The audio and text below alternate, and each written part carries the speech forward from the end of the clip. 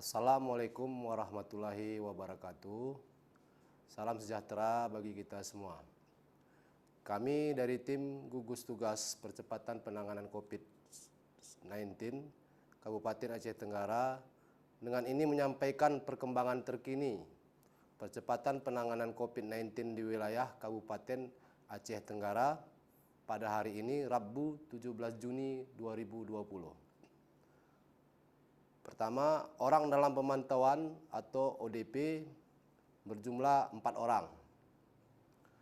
Kedua, pasien dalam pemantauan atau PDP berjumlah 0 orang.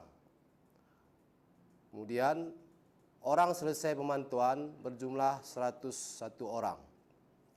Selanjutnya, kami sampaikan jumlah orang yang masuk dari pos pemeriksaan perbatasan Lawe Pakam yang berbatasan dengan Kabupaten Karo, Provinsi Sumatera Utara dari tanggal 16 Juni 2020 pukul 08 WIB sampai dengan 17 Juni 2020 pukul 08.00 WIB berjumlah 144 orang.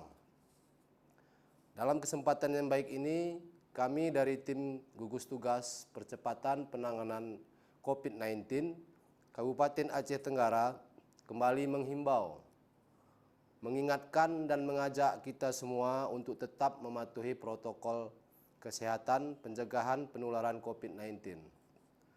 Terapkan perilaku hidup bersih dan sehat, jaga jarak fisik antara satu dengan yang lain, hindari tempat keramaian atau kerumunan orang, atau yang sering kita sebut dengan physical distancing dan social distancing.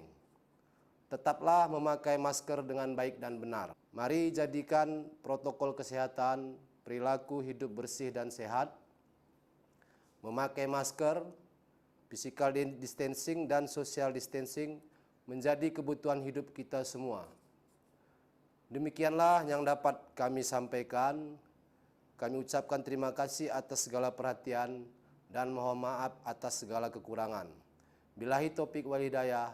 Assalamualaikum warahmatullahi wabarakatuh.